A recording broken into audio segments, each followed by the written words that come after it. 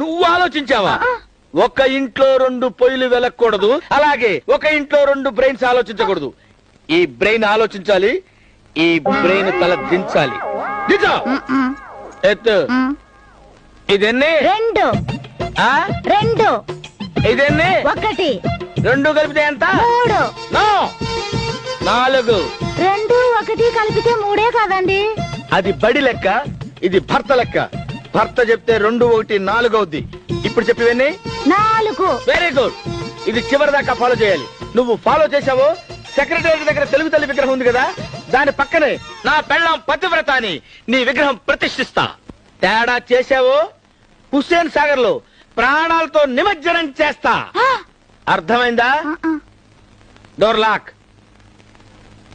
ఉద్యోగం చెయ్యాలని ఏదైనా ఆశ ఉందో దాన్ని లోపలే సమాజ్ చేసేయి.